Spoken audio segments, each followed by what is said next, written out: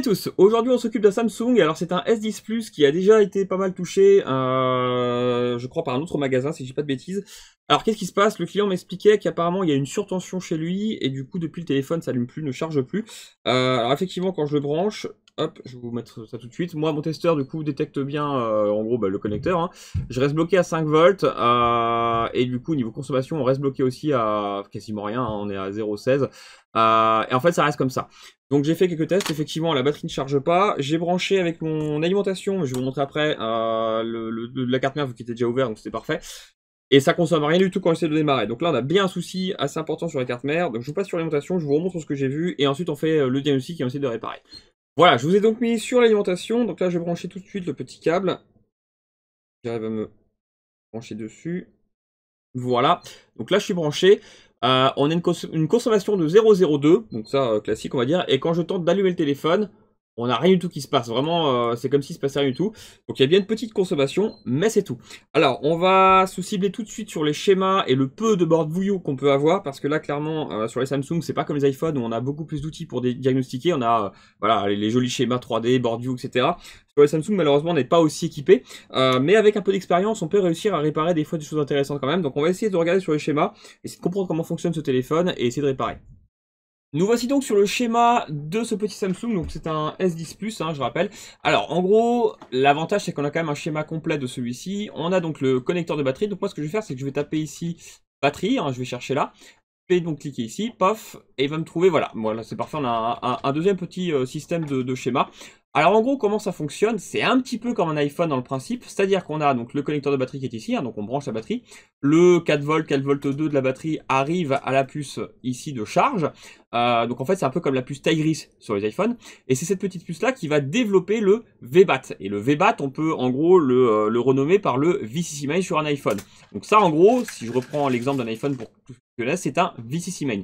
Donc ce que je vais faire pour commencer, c'est déjà voir si ma tension de la batterie arrive bien à cette petite puce là, et si cette petite puce là développe bien le VCT Main en quelque sorte, hein, le VBAT sur le Samsung. On a aussi une petite puce ici qui est assez importante, c'est la puce d'Over Voltage Protection. Donc en gros quand il y a un court-circuit quelque chose, elle se met en route et du coup elle coupe tout. Donc on va voir si on n'a pas un court-circuit quelque part, ça peut être ça aussi. Donc on va vérifier du coup ce petit composant là et autour les petits condensateurs, etc. On va vérifier celui-ci et on va voir surtout si on a une tension ici qui ressort. Allez c'est parti, on essaie de trouver ça sur les schémas déjà. Donc nous voici sur le schéma papier complet. Donc là, je vais essayer de trouver mon connecteur de batterie pour suivre le V-batterie et ensuite trouver le V-bat. Alors, hop, je clique là-dessus, j'ai fait une recherche hein, ici. Je zoome un petit peu, est-ce qu'il me l'a trouvé? Oui, il était là, je ne l'ai pas vu. Donc on a bien voilà, le batterie connecteur qui est ici, donc c'est parfait. Donc je vais suivre ce petit V-batterie, il devrait me le trouver normalement sur la puce de charge du coup. Et elle est ici, la U8031, parfait. Donc on a bien le V-batterie, donc ça c'est vraiment notre batterie qui arrive ici. Donc il y a quelques résistances, etc. qui arrivent. Et voilà, on a bien le batterie là. Et elle, en fait, elle va recracher de l'autre côté le V-bat, ici. C'est vraiment elle qui va donner l'essence, on va dire, dans le téléphone. Donc moi, je vais tester si ici, au V-bat, j'ai quelque chose. Alors comment je peux savoir et comment où tester? Eh bien, je peux par exemple le prendre sur la L8023, qui est du coup sans doute facile d'accès. Je vais essayer de la trouver sur le petit schéma là. Voilà, donc il me dit qu'elle est ici, elle est assez grosse et c'est facile d'accès. Donc là, je vais vérifier si j'ai bien mon VCC Main finalement, c'est le VBAT du Samsung, hein, donc je vais voir si j'ai bien du 4V, 4V2, etc., etc. Et en entrée, je vais aussi vérifier ça, donc je retourne sur mon petit schéma, je cherche l'entrée pour voir si j'ai bien quelque chose. On a, comme je disais, le V-batterie ici, une petite résistance ici, R98, et un condensateur ici, juste après, donc je vais tester si ici, j'ai bien du 4V2. Oh, donc là, en gros, est-ce que j'ai l'entrée ? Et là, en gros, est-ce que j'ai la sortie? Donc, je reprends du coup l'entrée, donc c'est 8038, hop, je m'en mets dessus. Parfait, donc je vais tester ici, ça c'est mon entrée, et ça c'est ma sortie. Donc on va voir si ici j'ai bien du 4V, et on va voir si ici j'ai peut-être du 4V ou pas, parce que vu qu'il démarre pas, il est possible qu'il me manque quelque chose là. Allez, c'est parti, on fait ça. Voilà, j'ai donc sorti la carte de châssis, c'était pas très compliqué vu qu'elle avait déjà été démontée. Je vous mets, hop, rapidement sous le microscope, toc, alors de quel côté? Voilà, c'est ici. Alors d'ailleurs, je pense que la puce de charge a déjà dû être changée, on dirait bien que quelqu'un a dû essayer de la changer, parce que je vois qu'il y a des petits, ou au moins rebillés, parce que je vois qu'il y a des petites traces ici autour. Bon bref. Alors, moi ce qui m'intéresse, du coup, ça va être, je vais zoomer un peu dessus, ça va être du coup, ça c'est le condensateur d'entrée, donc ça c'est mon V-batterie, hein, ça vient de la batterie ici, et ça c'est ma sortie, mon V-bat, donc l'essence de la voiture, si je peux dire ça comme ça. Je branche mon alimentation sur le connecteur. Parfait. Ça fonctionne un petit peu comme un iPhone dans le principe, c'est juste que le nom des lignes n'est pas le même. Donc il faut, avec l'expérience, chercher un peu et finir par comprendre comment ça marche. Alors, je teste l'entrée. Est-ce que vous avez bien voulu mettre? Oui, parfait. Par contre, il est peut-être un peu trop sensible. Je vais le mettre sur un peu plus que ça. Voilà, parfait. Donc, je me mets sur la masse. Donc ça, c'est l'entrée techniquement d'un côté ou de l'autre. Ah, du premier coup, donc 4 volts. Donc ça, c'est ce que mon alimentation ou la batterie développe. Donc pas de souci, c'est là, c'est présent. Et donc la sortie, 0. Rien du tout. Donc on a quelque chose qui ne va pas. Je vais débrancher, je vais voir si j'ai quelque chose en court-circuit sur le VBAT. Forcément, ça peut arriver. Donc là, je suis en mode continuité. Pas de court-circuit sur le VBAT. Donc, soit cette puce-là est HS, parce qu'elle ne développe pas vu que j'ai pas de court-circuit, soit il y a des composants autour qui sont HS et qui du coup ne la font pas fonctionner correctement. Donc on va essayer de trouver un board view, hein, parce que ce sera peut-être pas ce modèle-là, mais un modèle similaire, parce que ça c'est une puce qui existe sur d'autres modèles de Samsung. Par exemple là c'est le S10 Plus, mais il existe aussi sur le S10 tout court.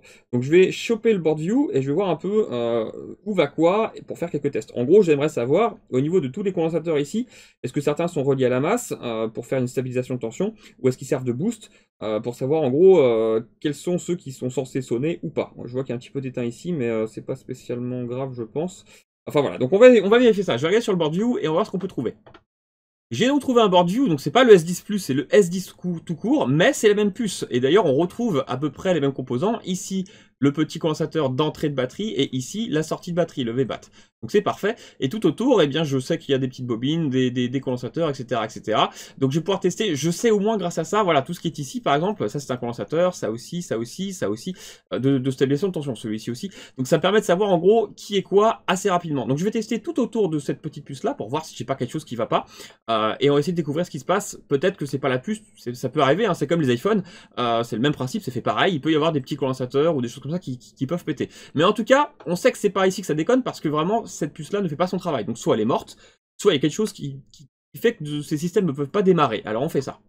Donc, je reteste tous les composants autour pour voir si j'ai pas des courts-circuits. Donc là, d'un côté, c'est la masse, c'est normal que ça sonne, et là, ça ne sonne pas, donc cette ligne-là n'est pas en court-circuit. Pareil pour celle-ci. On va tester mon VBAT, donc je sais qu'il est bon. Pareil pour ça. Là, les bobines ne sonnent pas. Je teste vraiment rapidement, hein. Je vois si je découvre pas quelque chose qui serait anormal.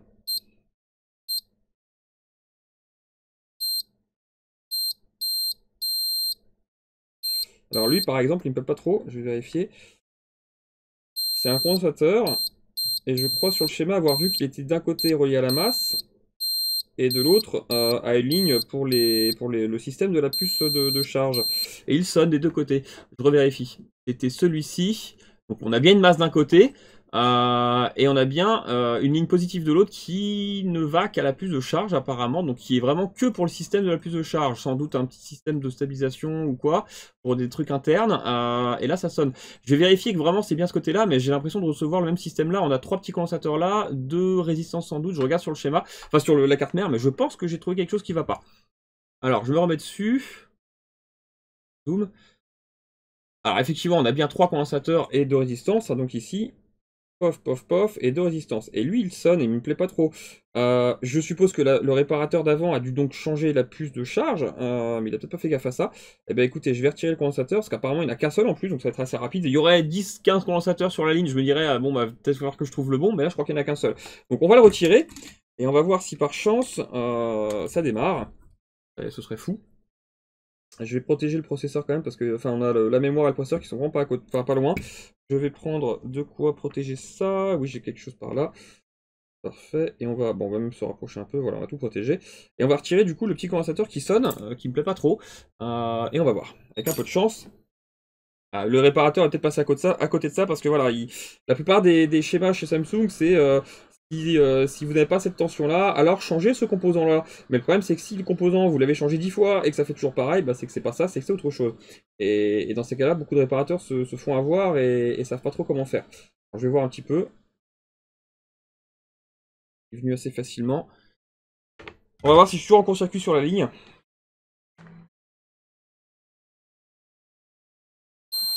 Ça serait la masse. J'ai plus de court-circuit. Je crois que j'ai trouvé. Très bien. Bon, je vais les laisser refroidir et on va rebrancher du coup mon petit câble d'alimentation. Je vais repasser mon multimètre en mode volt, en mode tension du coup. Et on va voir si cette fois-ci mes tensions de sortie VBAT sont bien développées par la puce de charge. Avec un peu de chance, on aurait réglé le problème.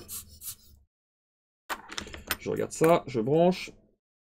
Donc on va retester. Je viens de rebrancher du coup, voilà, mon petit câble de batterie. Je vais donc tester à nouveau.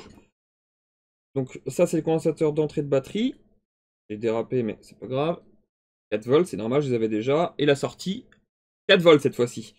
Donc j'ai mon essence qui arrive. Bon, il y a de la colle, donc là je peux pas bien faire contact. Mais ça c'est une bobine, hein, donc dans tous les cas, de chaque côté, ça doit être 4 volts ici. Donc j'ai bien mon essence. Allez, on va essayer de démarrer rapidement le téléphone en faisant un petit court-circuit sur les petits boutons power. On va voir si j'ai une consommation différente. Ah, j'ai dérapé. Et comme vous le voyez à l'alimentation, j'ai une consommation. Donc là, je crois que le téléphone est en train de démarrer. Donc c'était pas bien méchant. C'était juste un petit condensateur autour de la puce de charge ici du coup. Et bah voilà, la personne a dû changer celle-ci. Je sais pas s'il a changé d'autres composants. Non, là, il a dû juste retirer le shield. Mais voilà, il est passé à côté vraiment tout simplement d'un petit condensateur. Hein, donc, il faut bien se méfier. Par chance, j'avais des petits schémas, des petits logiciels. Et puis bon, avec l'expérience, on finit par savoir comment ça fonctionne. Ça marche vraiment à peu près comme un iPhone. Mais voilà, on n'a pas les mêmes lignes, les mêmes noms de lignes. Donc, il faut faire des recherches pour essayer de trouver comment fonctionne ce genre d'appareil. Bon, très bien. Je vais essayer de le remettre en châssis. On fait un test, mais avec un peu de bol, celui-ci, il est reparti. Voilà, donc j'ai remis rapidement, comme toujours, la petite carte mère dans le téléphone. Hop, je branche mon chargeur. Voici. Donc déjà j'ai une meilleure consommation, 0,5 c'est carrément mieux. Est-ce que j'ai... Et voilà, et j'ai le super logo de charge, donc là bon la batterie elle doit être à plat, hein, mais là c'est sûr il va repartir, parce qu'on n'avait plus rien du tout, donc c'est parfait. Donc je vais essayer de retourner sur le schéma rapidement pour vous expliquer ce qui s'est passé. On a donc ici de nouveau notre petite puce de charge où, comme je vous expliquais, on a le V-batterie qui arrive ici, qui passe par là, tac tac tac, et dans la puce en fait après ça se transforme et ça ressort ici. Et en fait pour ses besoins internes, eh bien la puce a des petits condensateurs en fait ici pour stabiliser, et c'était le 8113, donc c'était lui là, sur la ligne AVL qui était HS. En gros, je vous remets sur le petit dessin de la carte mère, est-ce qu'il veut me le trouver? Ah, je l'avais. Voilà, donc c'est bien lui qui était HS, tout simplement. Un truc tout bête, hein, clairement, un petit condensateur. Alors, est-ce que c'est vraiment dû à la surtension, ou est-ce que parce que le téléphone est tombé un jour ou l'autre, et puis ça a fini par fragiliser ce petit condensateur, et puis il a fini par lâcher, c'est possible. Mais en tout cas, c'était pas du tout la puce qui était en défaut, mais bel et bien un tout petit condensateur qui empêchait la carte de démarrer. En tout cas, le système pour avoir le fameux VBAT, ici, donc l'essence de la voiture, encore une fois, hein, ou le VCC main sur un iPhone, et du coup, bah forcément, sans ça, le téléphone ne pouvait pas aller plus loin. Donc super, c'est une bonne nouvelle. Voilà, bon moi celui-ci il est reparti assez rapidement, j'espère que ça vous a plu, puis que les petites lignes pourront vous aider pour trouver d'autres pannes sur d'autres Samsung, parce que ça peut être intéressant. Et je vous dis à la prochaine. Si vous souhaitez faire réparer votre matériel, n'hésitez pas à cliquer sur un des liens en dessous de chaque vidéo YouTube. Vous avez notre site internet, afin de cliquer sur le lien réparation et de remplir le formulaire pour envoyer votre appareil. Vous avez aussi tous les tarifs qui sont accessibles sur notre site.